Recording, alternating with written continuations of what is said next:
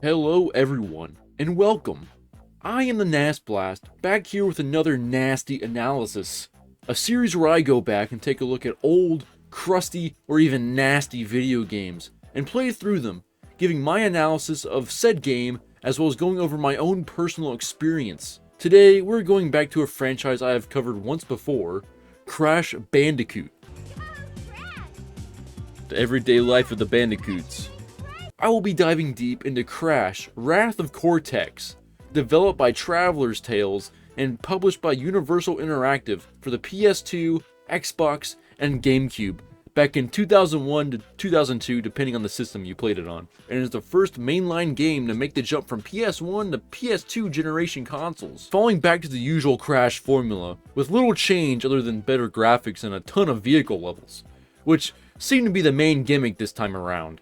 With that, and the game being rushed, a lot of people were not too pleased with the finished product, and some people also consider it to be one of the hardest of the series, and I can definitely see that. This was the only Crash game I had as a kid, and it made me not really want to play this series for a while, mainly because I couldn't get past a certain boss. Alright, all my lives are going down the shitter right now. But now that I've beaten other Crash games like Twinsanity and the Insane Trilogy, I think it is now time to go back and play through this game to see if it's as bad as I remember. The plot of the game is pretty simple, having pretty much only a couple of cutscenes, most of the budget and time seeming like it went toward the beginning cutscene, which is pretty long, especially for a Crash game. It pretty much just shows all the usual Crash enemies trying to figure out how to put an end to Crash once and for all, the group mainly being led by Cortex and Uka Uka, and they both have ideas that can help each other.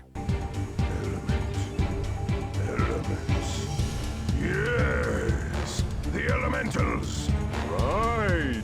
The elementals, that's it! If released, their destructive energy could create enough power to bring my secret weapon to life. Get ready to face my wrath, Crash Bandicoot! Oh, there it is. Roll the credits.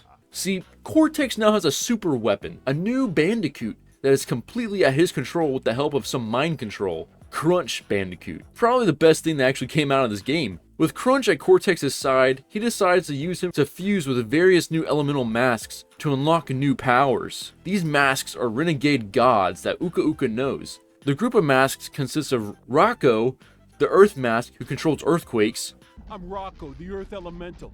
Oh, don't even think about collecting those crystals. Wawa, the Water Mask that controls floods and tsunamis, Don't talk back to me! I'll fix that attitude problem of yours! Pyro, of course being the Fire Mask that controls volcanoes, Is it getting hot in here? Is it safe to be wearing that fur? It looks flammable! and Lolo, the Air Mask that controls tornadoes. This is the hero I have to blow away? A concept that the fourth Spyro game also dealt with, where the main gimmick of that game also involved different elements, but in the form of breath types. Just another thing that cemented the connection and brotherhood the Crash and Spyro games shared.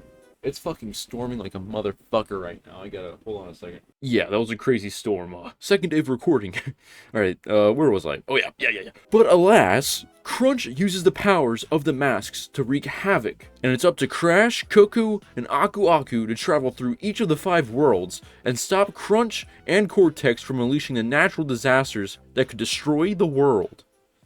There are 5 worlds in total, with 5 levels per world, as well as a boss fight, and each one of the worlds is connected to the hub zone, which is some VR data dimension Coco made, I don't know, something like that. Each one of the first 4 worlds is correlated to one of the masks, the first world being Earth, then Water, Fire, and Air, and the final 5th world being a combination of all of them. Now there are some times where the levels are consistent with the theming of the world, like in the second world, all the levels pretty much have something to do with water. Makes sense. But for the most part, it seems a lot of the levels are just placed in random locations, or they just got mixed up or something. Like the first level of Chapter 1, which is supposed to be the Earth representation, you know, the Earth and Rock levels, is actually an ice level. I mean, there are plenty of like desert or Earth levels throughout the game, just in different worlds. And then like the Fire world has some water levels. Yeah, it doesn't make too much sense. But as long as it's a normal platformer, I'm fine with it. Oh, and right off the bat, I'm dead. Right off the first death of the whole run. One of my main gripes with the game is the gimmick of all the different vehicle levels. Like, this game goes hard into having as many different vehicle levels as possible. I mean, we got airplane levels, jetpack levels, ball levels, submarine levels, minecart levels, jeep levels, racing dune buggy levels, mech levels, and a skiing section. It's a lot, and most of them I don't really like too much. Honestly, the best are the regular airplane levels where you just fly around and blast stuff, and each world is flooded with these segments. At least half of each world is dedicated to vehicle levels. The first chapter has only 2.5 levels of actual Crash gameplay. First is a regular ice level like we just went over, then we got a flying level, then we get ball rolling in a jungle, then level 4 is a classic medieval castle theme, which is pretty cool and has a cool ass dragon chase sequence, probably the best part of the entire first world. Run, Crash! Usually they have mangoes or something to help guide you, like where to go, but not this one. Oh, get away, get away! Out of all the chase, like, sections in any Crash game I played, this is probably the coolest one. Getting chased by a dragon in, like, a medieval castle. Better than that thing from Twinsanity with, like, the chef walrus. That dude sucked. And then lastly, an underground lab section, which is also half a minecart level. And it seems each of the last levels of each world is half a vehicle level and then transitions into some kind of laboratory platformer, which, you know, Crash is no stranger to. And yeah, pretty much only one of these levels in this whole first chapter had anything to do with Earth or rocks or anything like that. But after completing those 5 levels, we are introduced to the only real cool thing about this game, Crunch, with his first boss fight, where he uses the power of the Earth Mask to turn into a giant big rock, where he rolls around trying to touch other balls with his ball. And the goal is for us to touch all the balls before Crunch touches the balls. And when we touch them, they turn blue. So the only way to defeat Crunch is to give him blue balls. Do this 3 times, and he crumbles like any man would after receiving blue balls 3 times. Alright, I got this. This is gonna be easy. Look how goofy Crash's health looks next to Crunch's. I know there's gotta be a good strat to this. Ow! Alright, 2. This camera, if the camera wanted to work with me. Ah, sh. Alright. Oh, there he is. Alright, yep, you're done. Get crunched. Crunch, whatever your name is. And then we unlock the first new ability of the game, Sneak. A kind of useless ability, which, to be honest, I don't think I ever actually used in my entire playthrough. I think I just forgot about it. Anyways, this leads us into Chapter 2, which is the only chapter I think is actually consistent with its themings. Only thing is, it's water. So, yeah, there's some shitty water levels we gotta go through. First level's pretty cool, though, taking place in a rainy jungle, and ending with an actual cool vehicle section where we drive a jeep while being chased by a stampede of rhinos. Okay, is there, like, a gas button? Oh, okay, yep, you gotta hold the jump button. Of course. Oh, I feel like they're on my dick right now. Oh, that's scary. That is some scary shit. Oh, no, Crash. Just follow the wet and slippery trail, Crash. Oop, almost died the same way. Hell yeah. More rhinos? Or is it gonna be a different type of animal? Oh, more rhinos. Why didn't Crash just wait for them to pass? Oh! But the second level is a downgrade, being completely underwater. Oh, and there goes Crash. Crates! Okay, what just happened? I didn't even touch that thing. So far, my thoughts are, this is definitely an underwater level. Nothing too unique about it. Sometimes I think, like, oh no, what? Okay, what? And then having a second half where we gotta drive a submarine around, and these submarine sections truly suck. Then we get a Coco level, where she plays like Crash, but worse. She's got a weird kick move. Why would I ever use that? So slow. Look at that. Look, you see that kick? Pair that with another plane flying level and another grimy underwater submarine section, and we make it to the hardest boss of the game, Water Crunch. As a kid, this was the bane of my existence, and the sole reason why I couldn't beat this game and didn't really want to play any other Crash games after this. I never got past this boss as a youngster, and playing through it now, I don't blame myself. This dude is unreasonably hard. Okay, I jumped over that one. I don't know what the deal was with that. Jump. Do these sink? I don't know if they sink or not. Okay, what? Okay, dude, I've got to get a grip of myself. All right, don't rush it. Let's think about this rationally. I don't think these okay, I jumped over that. I jumped over it.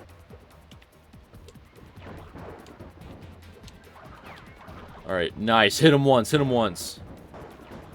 Okay.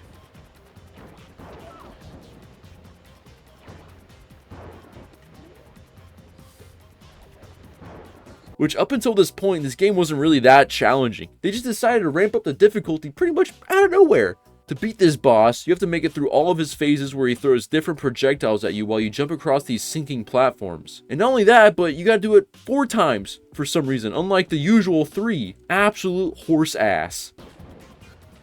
Okay, dude, I see why I had a hard time as a little nasty. Big nasty's having trouble. Okay, okay, I can get that phase done. Maybe the trick is just keep going. Ah! Keep going. Don't think about it. Just keep going. Ah! I've already died 11 times. It's 12 times. Oh! I thought I was safe. I'm not gonna let this bozo beat me. I'm not gonna let it happen. Squat, jump. Ah! I hate this boss so much. I hate this boss. I hate it. Oh, Jesus. Why is this like this, dude? What? I didn't mean to slide. I didn't even move. I can't get past this second phase. Okay. Okay. They do sink. They do sink. I didn't know they sank. Okay, just do it. Just do it. Just do it. All right. All right. All right. All right. Just spin! Oh, dude, finally to phase 3. Okay, he does a bubble smash. Jeez, man, this is not looking good. Why'd they make this boss so hard? And I get no Akus?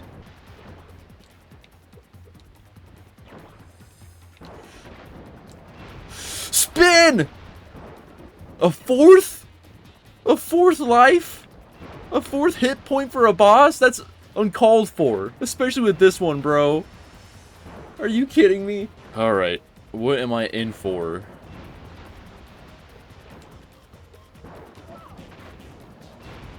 Okay, I just want to experience this game, bro, and I never got past this point, and this is like 2/5 of the way through the game.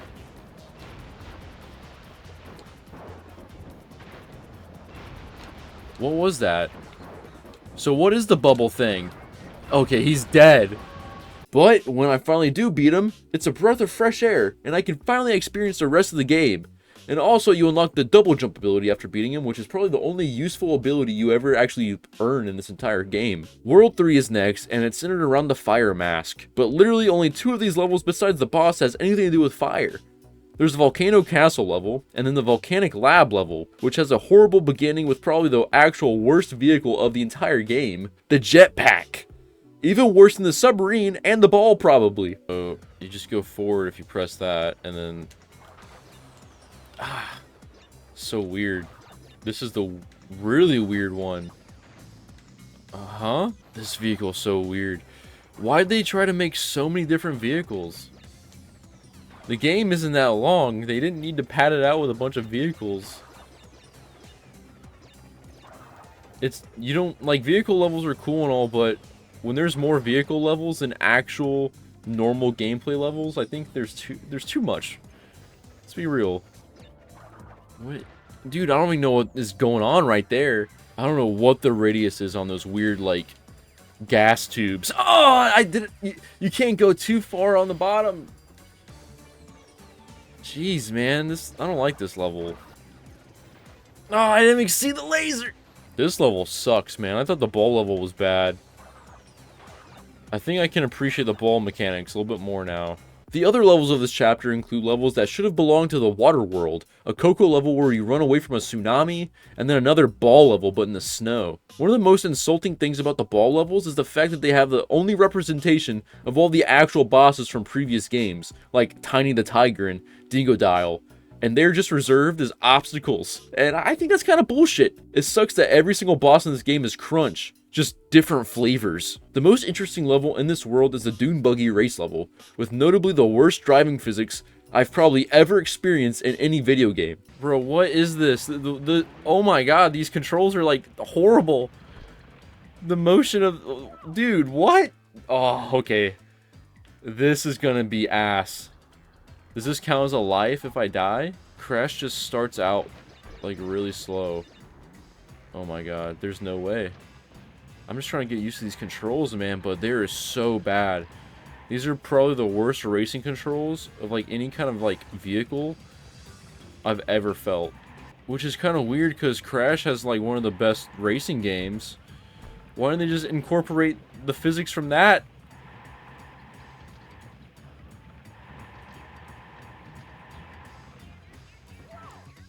But I didn't end up having too much trouble with it. I think I just kind of got lucky near the end there. It's all about the drifting. Gotta get them boosts. Gotta get them boosts. Please let me win. I don't want to do this anymore. Dude, get out of my way, you ass. Oh my god. That was close. Oh, yes, let me win. Yes, I did it. I did it. Dude, I'm so glad I did it. And here we are, back to fighting Crunch. This time he has the help of the Fire Mask. This is pretty challenging too, but not as hard as Water Crunch. Here we pretty much run away from Fire Crunch while he throws more balls at us. Then we get to a mech, where we then begin chasing him, while avoiding his projectiles that he throws behind him. Do this 3 times, and Yahtzee, we got him. Get over here, motherfucker. I'll spray you with the ooze. It's so weird because the run button is all the way on the other side of the controller, and then the shoot button, it's just so awkward. Why do they make it like that? Okay, so jumping makes you slow. Just keep running. I think that's what I got from all that. Oh, I got him. Oh, but I died? What? No! Bro, roll it back. Roll it back. These boss fights suck, dude. I think these are the worst boss fights, like, not just in Crash games, but, like, a lot of games. He's throwing a lot more balls out. Oh, he's throwing a lot more balls out. Time to finish this, dude. I'm tired of this boss. Come on. Come on. No! This is the time. This is... Oh, he almost got me there. He almost got me. Ah, no, he did get me. Dude, does he send the balls in the same spot every time? He does. Oh, yes. He's dead. Crush is dead. Or Crunch. Crunch. His name is Crunch. There's no way he survived that. And then, of course, this reserves Chapter 4 as the Air Mask chapter. I'm not sure what an air type level would be for Crash. I was thinking maybe like an icy mountain or something. Level 1 here kind of supports that theory with an ice cocoa level. Uh-oh. Uh-oh. Uh-oh. You don't gotta do this. This wasn't called for.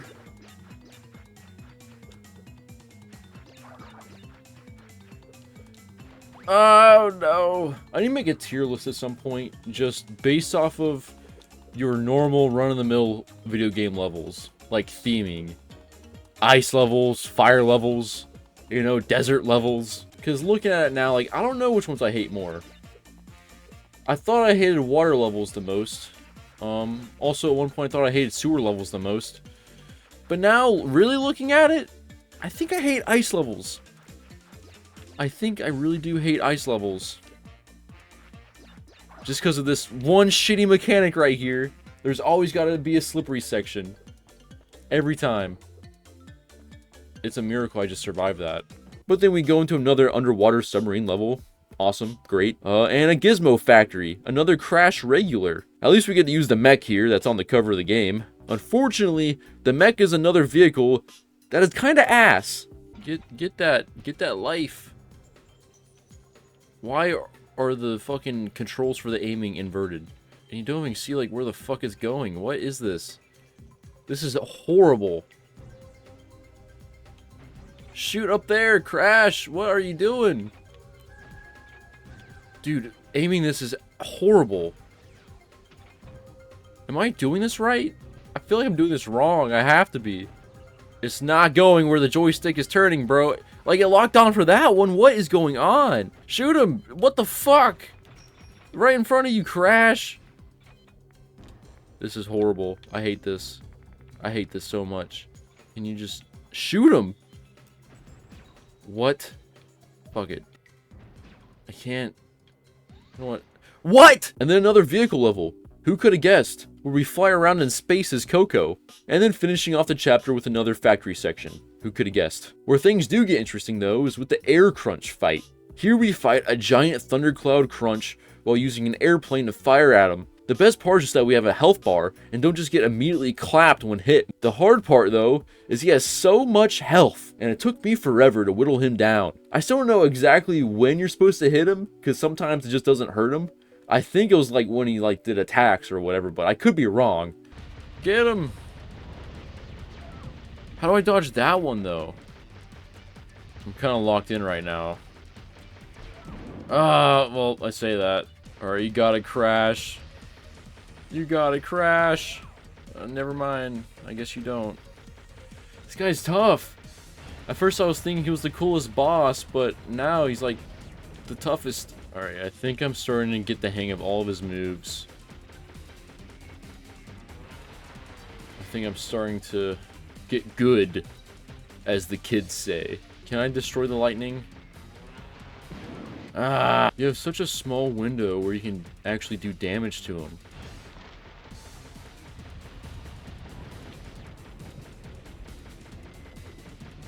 I don't know if I'm supposed to be shooting the mask, if I'm just supposed to be shooting him. Just keep your eye on the... Fuck! I was just trying to keep my eye on the bottom. I thought that would help. He's insane, bro. I've been fighting him for like 20 minutes. And I still don't really know what causes damage to him. Kill him! Do it! Just a little bit more. It's actually insane how long this fight's been going on for. Way too long.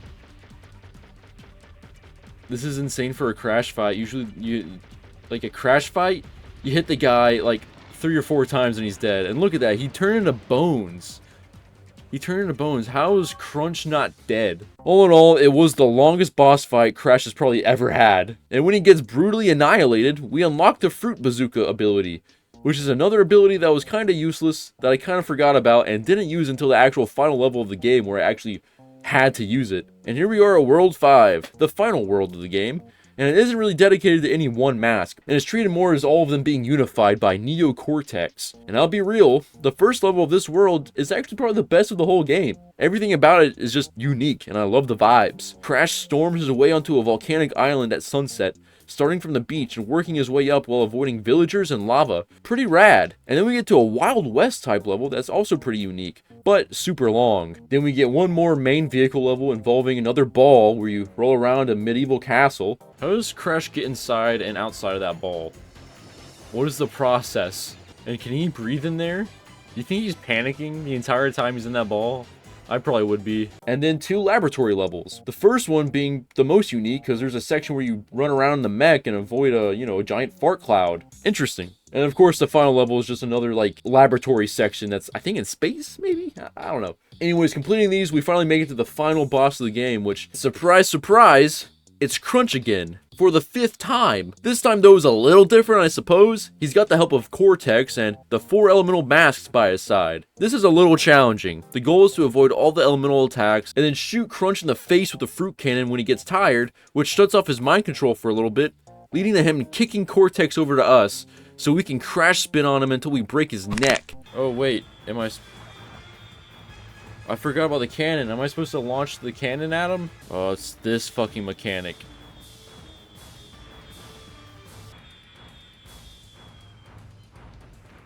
I shot him with the mango right in the dick. Do this 3 times where he progressively does more elemental attacks, and then we beat Cortex and Crunch. Alright, what we got? What is this? Hell yeah. Alright, 2 lives down. Really? Oh, I'm not dead, I'm not dead. Oh, come on, man. Cortex's big ass fucking yellow head was in the way. Beat the fuck out of him. Okay, this music's getting kind of intense though. Okay, it's getting kind of wild. Getting wild.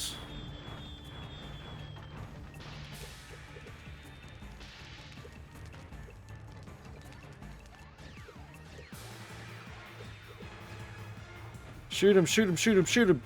Oh, is he dead?